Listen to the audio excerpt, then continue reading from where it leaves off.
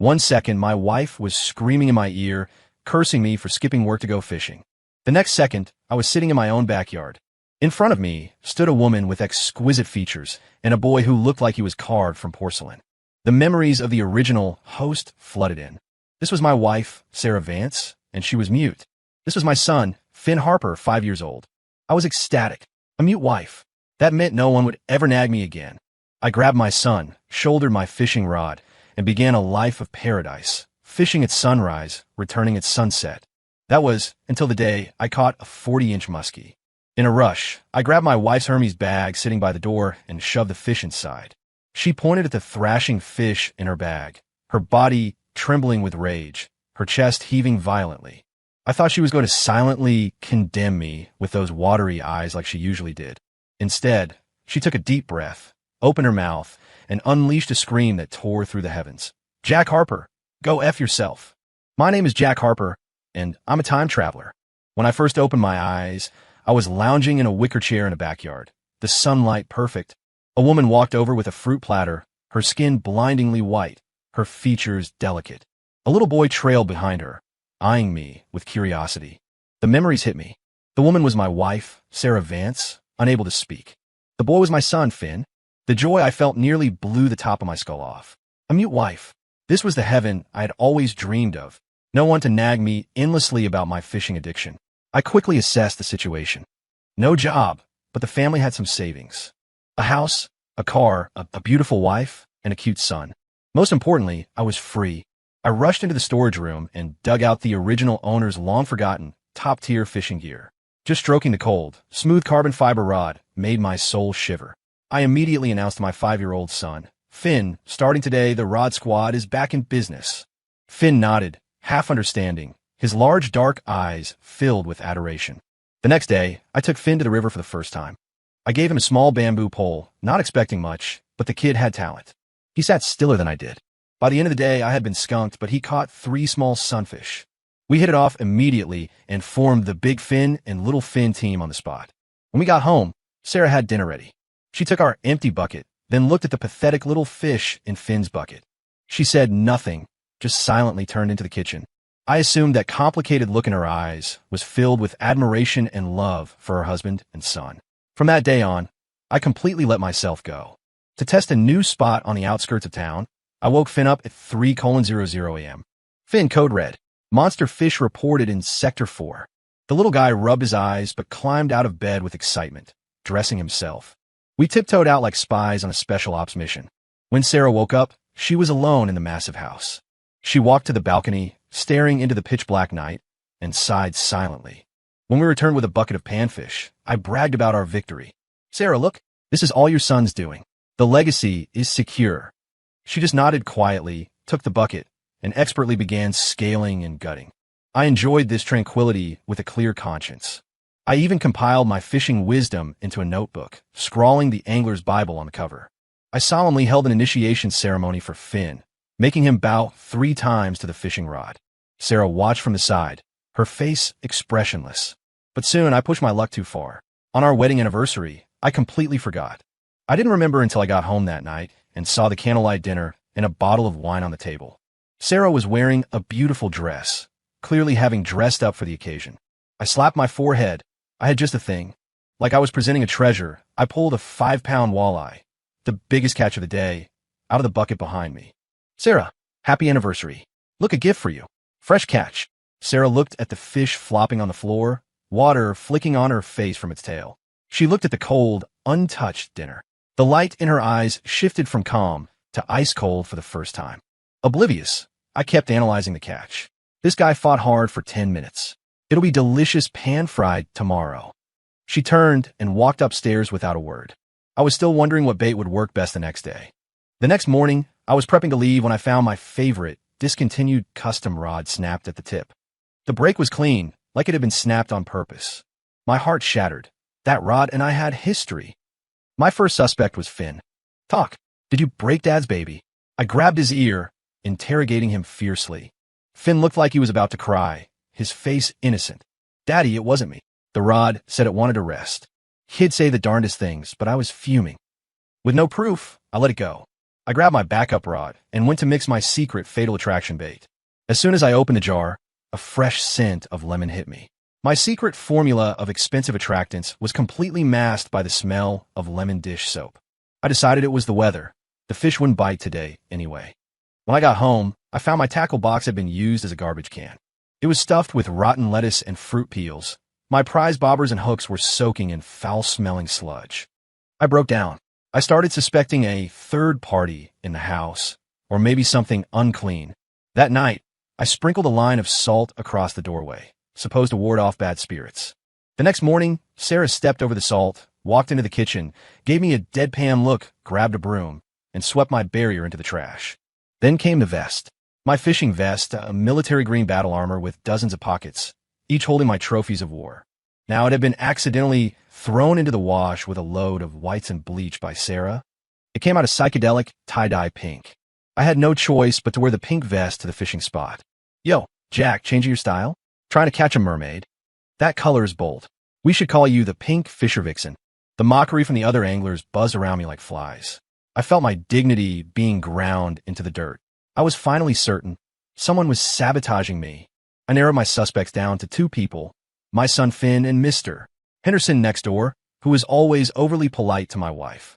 To catch the culprit, I spent a fortune on a hidden camera and planted it in a houseplant in the living room.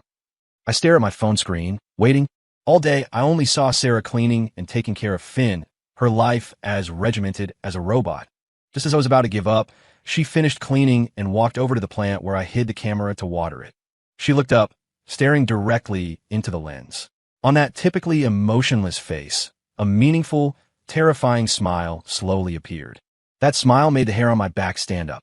The community announced a major fishing tournament with a grand prize of $5,000 cash. I pinned all my hopes on this. If I won, I could update my gear and restore the glory of the Rod Squad. On the day of the competition, I was in the zone. While everyone else was getting skunked, my rod suddenly bent into a perfect crescent moon. A monster. I fought it for nearly half an hour, my arms screaming, until I finally dragged it ashore. A muskie nearly 40 inches long. The crowd went wild. Everyone gathered to see the king of the lake.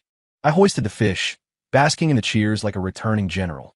I couldn't wait to get home and show off this supreme glory to Sarah. But when I got to the car, I realized the Live Well bucket was leaking, soaking the trunk. This wouldn't do. A dead fish loses value. I parked in the driveway, frantic.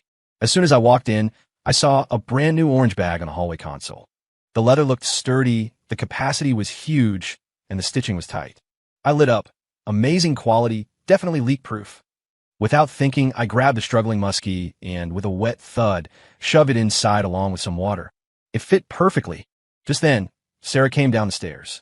She was in her loungewear, hair in a messy bun, likely hearing the commotion.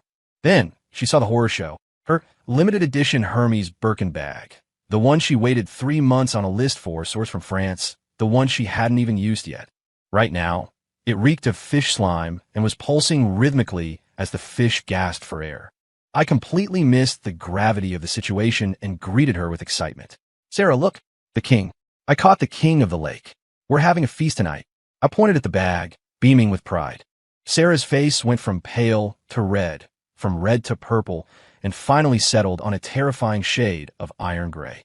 She extended a finger, pointing at the bag, her hand shaking like she had Parkinson's. Totally oblivious, I slapped the side of the bag heartily. Don't worry, it's a solid bag. I'll wash it out for you later. You can still use it. Honestly, it's the ultimate tackle bag. Finn ran out of his room, saw the scene, hugged Sarah's leg, and said in his innocent voice, Mommy, don't cry. Daddy said when he gets rich, he'll buy you 10 of these grocery baskets. That sentence was the final straw. Sarah stared death at me, her chest heaving violently. She took a deep breath, drawing on every ounce of strength in her body. Then she opened her mouth and erupted with a clear, resonant, fury-filled scream. Jack Harper, go F yourself. The sound echoed through the entire villa, making my eardrums ring. I froze, petrified, my mind a blank slate. Wasn't she mute? I stood there like a wooden post, mouth gaping. I pointed at her, stammering, You can talk. Sarah looked at me like I was a complete moron. She let out a cold laugh filled with ice shards. If I didn't speak up, you'd tear this house down brick by brick. She snatched the pulsating Hermes bag and threw it on the floor. The muskie slid out, flopping wildly on the hardwood. "Jack, get over here." She pointed at the living room sofa, her tone leaving no room for argument. It was the first time I'd seen her like this. My knees actually went weak, and I obediently sat down. She began her post-game analysis. "2 weeks ago, did you take my new La Mer essence water and pour it on your precious earthworms?" My brain buzzed. I remembered. That bottle of water smelled like fermented nutrients. I thought it would bulk up the worms. "Last week, the cashmere scarf my mother gave me. Did you cut it up to polish your rods?" My neck went cold. That did happen. The fabric felt amazing, soft, lint-free, perfect for carbon fiber maintenance. "And yesterday, you dumped the entire tub of protein powder I bought you into your bait mix, claiming the fish needed to bulk up." I just thought high protein meant active fish. She listed them one by one. I broke out in a cold sweat. I realized that what I thought was repurposing waste was, in her eyes, sheer destruction. I whispered a defense. "I didn't know that stuff was expensive." "You didn't know?" Sarah's voice spiked. "Of course you didn't. You only know how much your stupid rods cost. You only know the formula for your bait."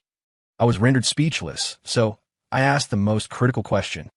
"Then, why didn't you speak before?" At the mention of this, the fire in her eyes extinguished, replaced by a cold, dead silence. She looked at me and said, word by word, because the old Jack Harper was a hopeless gambling addict. He lost our savings. He came home drunk and threw punches. I didn't want to fight with him, and I didn't want Finn living in a war zone. So I chose silence.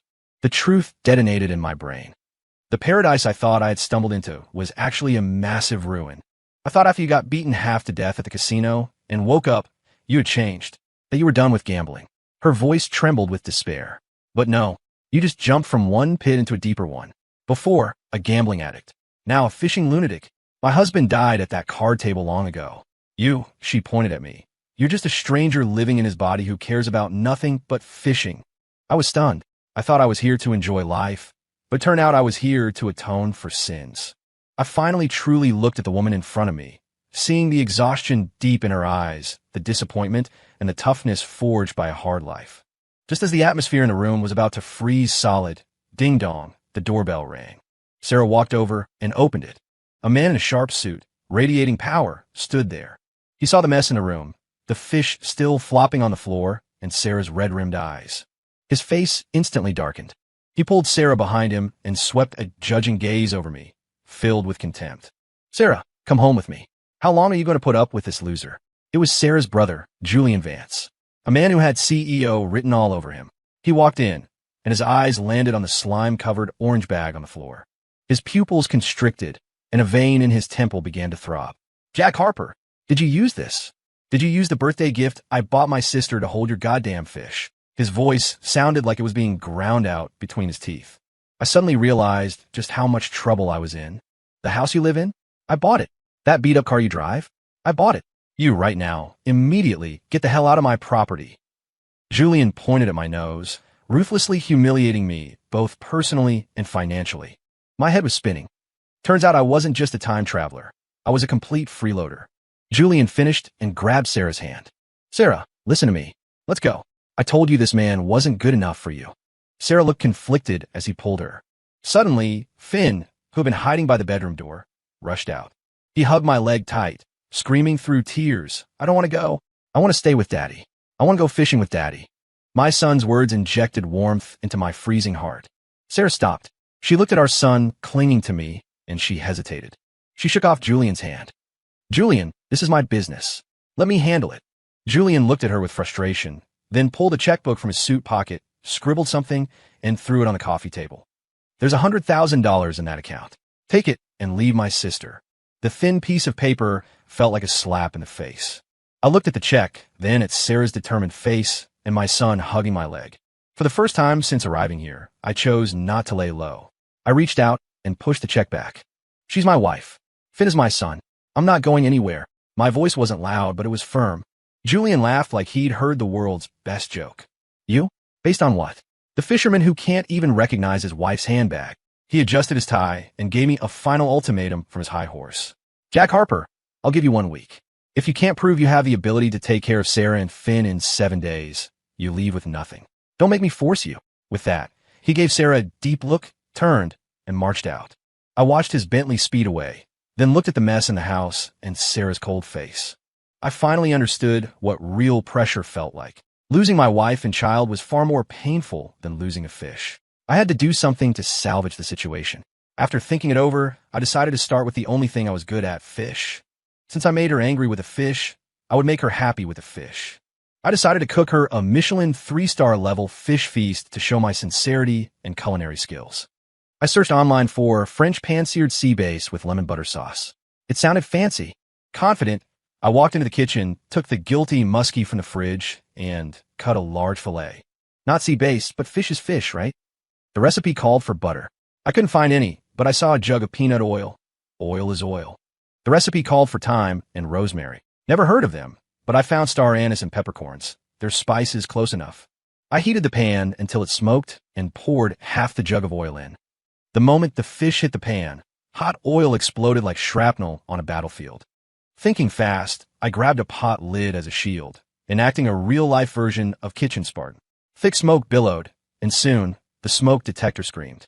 Beep, beep, beep. The piercing alarm filled the house. Sarah rushed down from upstairs to see the kitchen engulfed in smoke, and me heroically fighting the stove with a lid and spatula. She didn't say a word. She silently walked to the hallway, disabled the main alarm, and opened all the windows.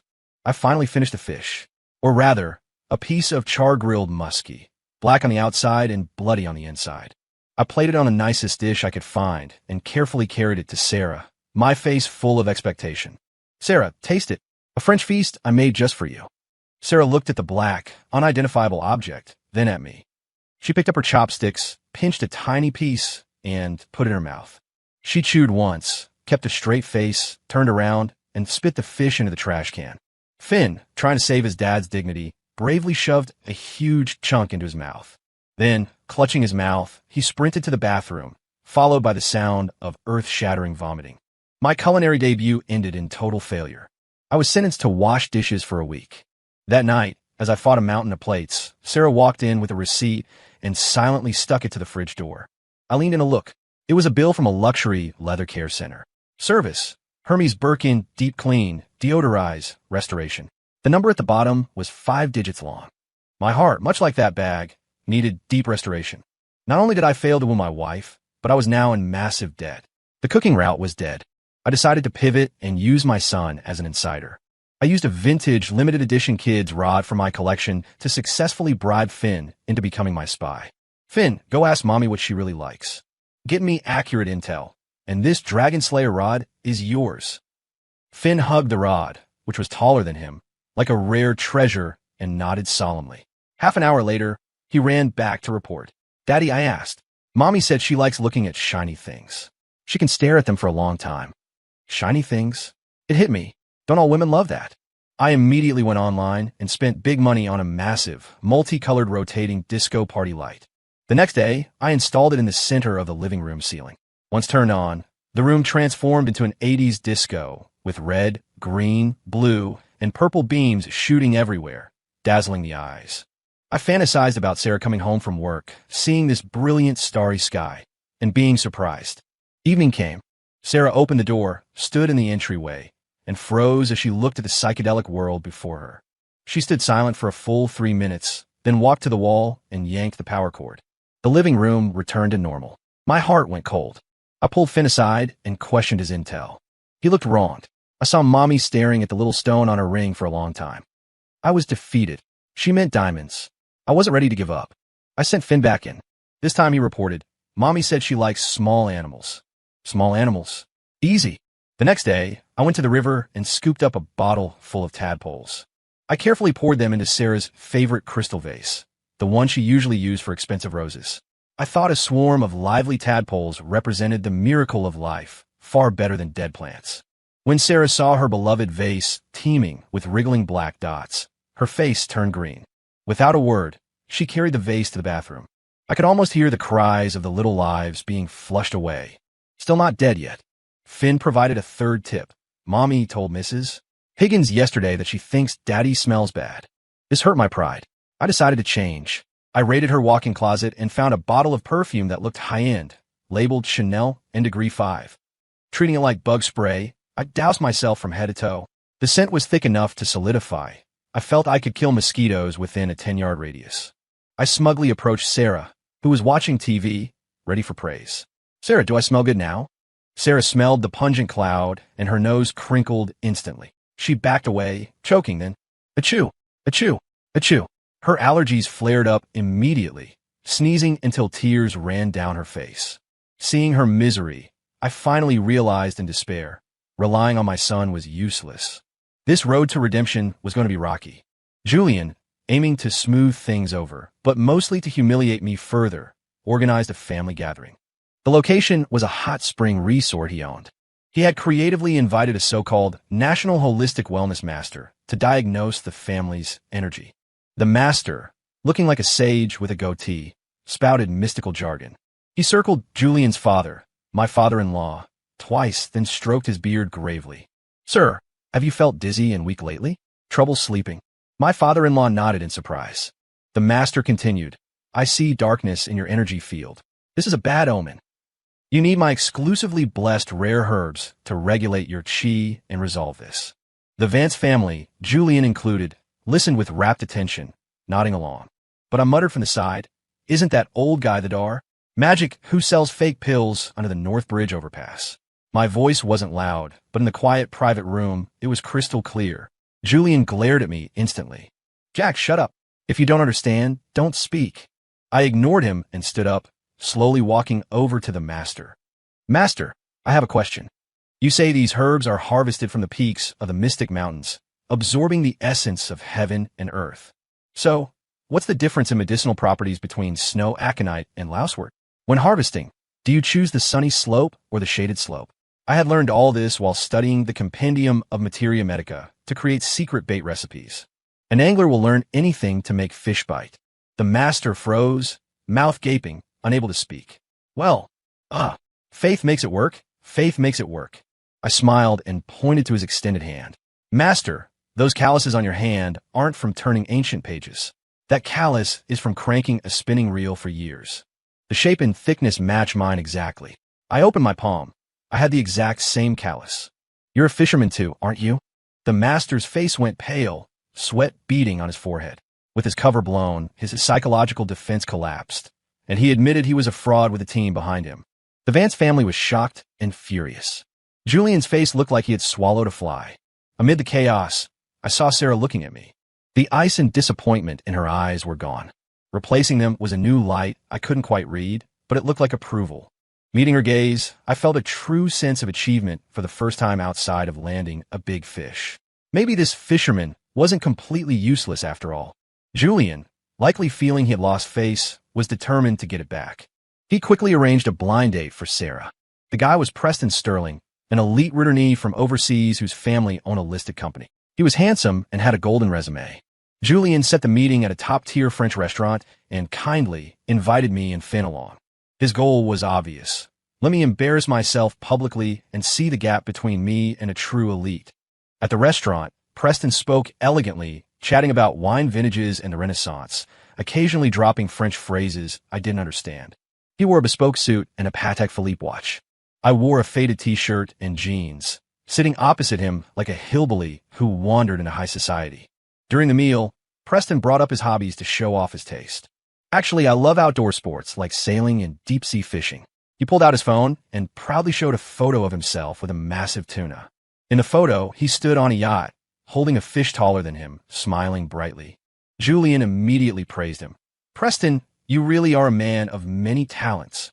I glanced at the photo once and said calmly, it's photoshopped. The entire table went silent. Preston's face froze, and he forced a defense. Mr. Harper, you're joking. How could this be Photoshop? I put down my fork and pointed at his screen. First, the sunlight is coming from behind you at a 45-degree angle. Afternoon sun. The light on your face is warm, but the reflection on the fish is cool, overhead lighting. You and the fish aren't in the same lighting environment. Second, I paused. The rod in the photo is a light jigging rod with a 3000 series spinning reel. That spool holds maybe 200 yards of 20-pound braid max. With that gear, forget catching a 300-pound bluefin tuna. I'd be impressed if you could pull a boot up from the bottom. After I finished, you could hear a pin drop. Preston's face turned the color of raw liver. Finn delivered the killing blow right then. Uncle, you lie about fish? Shame on you.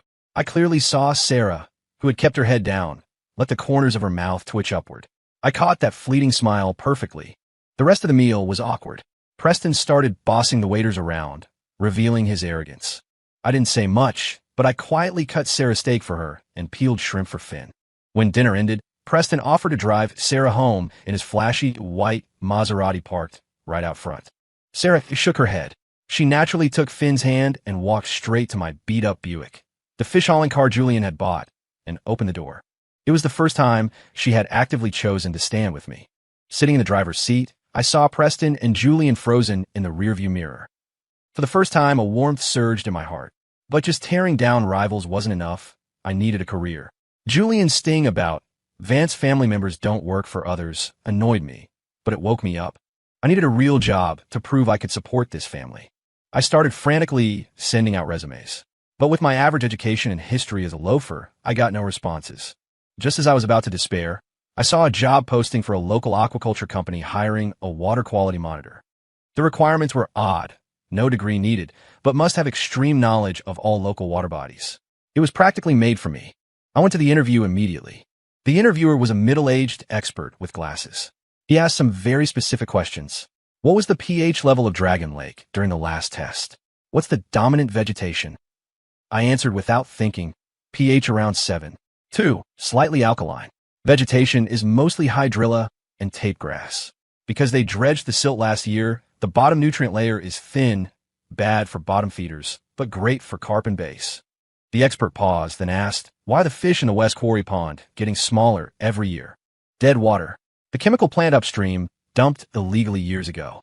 Severe eutrophication caused blue-green algae blooms, lowering oxygen levels. Fish are lucky to survive. They won't grow. I knew every inch of water in this city by foot and by rod.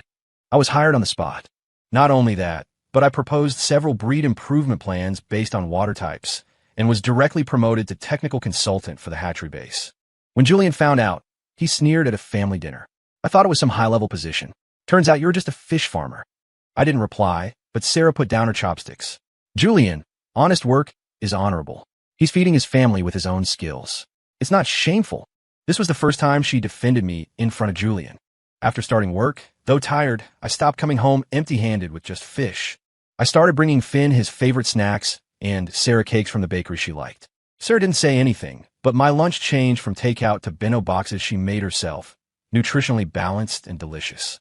On the day I got my first paycheck, I didn't go to the tackle shop to buy the new rod I had been eyeing. I dragged Sarah to the high-end mall downtown. I slapped my debit card on the Hermes counter. Hi, bring out your most expensive bag. But Sarah stopped me. She pulled me out of the store and pointed to the orange bag she was carrying, the one that had been professionally restored. No need. She looked at me, light in her eyes. I think this one is fine. It holds fish. It holds groceries. It's grounded. Then she smiled. Not the cold, mocking smile from before, but a genuine smile, warm as a spring breeze. In that moment, I felt like flowers were blooming all over the world. A project at the company made huge profits thanks to my technical improvements, and I got a hefty bonus. I didn't buy a car or a house. I used my connections to rent a scenic private island on a lake for a week. That weekend, I told Sarah and Finn I was taking them to a new guaranteed catch spot. Sarah thought it was my old obsession again, but came along with Finn. When the boat docked, she froze. I had decorated the island with countless strings of fairy lights and candles, making it look like a fairyland. A huge outdoor movie screen was set up by the water. I pulled out 2 brand-new rod cases from behind me. Inside were 2 identical, top-tier custom rods. I handed one to her. Sarah, I was immature before. I only thought about my own happiness fishing and ignored you and our son. From now on, I want you to share this joy with me. Or, I'll join you in whatever you like to do. I was nervous, stuttering a bit. She took the rod, silent, just looking at me. I started the projector. The screen played a video I had secretly edited. No grand events, just little moments of her and Finn. Her patience building Legos, her focus while reading, her helpless yet amused face when I destroyed the kitchen. The background music was a love song I asked a friend to record, sung by me, completely off-key. Sarah watched, laughing, until tears rolled down her face. I clumsily wiped them away. Don't cry. I sold 3 vintage rods to pay for the decorations. She laughed through her tears. I gathered my courage and hugged her.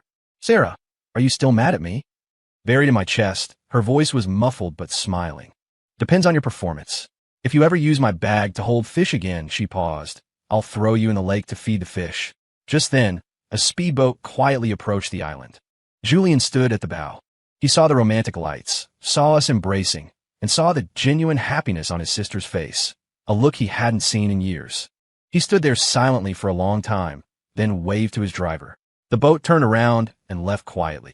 Some wars are won without smoke or fire. I held Sarah, feeling like I owned the world. Julian eventually expressed his approval in his own way. He acquired my aquaculture company and issued an order appointing me general manager. His reason: Vance family members don't work for others. I accepted this CEO gift with a laugh and became the literal king of fish. Life returned to a track, but a new, balanced one. One weekend afternoon, the three of us went to the lake again. I sat on my tackle box, staring intently at the bobber. Sarah lay on a lounge chair nearby, reading. Finn ran between us, chasing butterflies. The bobber suddenly dipped hard. I yanked the rod but felt nothing. Missed it. TCH. Sarah snorted without looking up. Set the hook too fast. Bad form. You were half a beat early. I wasn't having it. Easy to say. You try it. Sarah put down her book, stretched, and walked over. She picked up the top-tier rod I gave her, the one she hadn't touched yet. I thought she was bluffing. But then, she baited the hook, cast the line. The movements were fluid, professional, more graceful than even my own.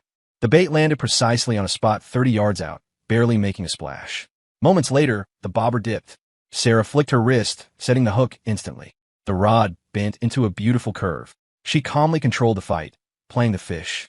Minutes later, a 3-pound crappie was easily netted and brought ashore. She unhooked it and glanced at me triumphantly. I was dumbfounded, my jaw on the floor. How do you know how to do that? Sarah smiled like a sly fox, wiped her hands, and lay back on her chair with her book. Oh, I forgot to tell you. My dad was a nationally famous angler back in the day. I won the National Junior Fishing Championship when I was 5. A bolt of lightning hit my brain. The ultimate plot twist. I looked at my smiling wife, then at my son clapping and cheering, the sun dancing on the rippling lake. I suddenly realized that having a wife who could fish was 100 times better than having a mute wife. Finally, the Rod Squad had found its true queen. Story complete.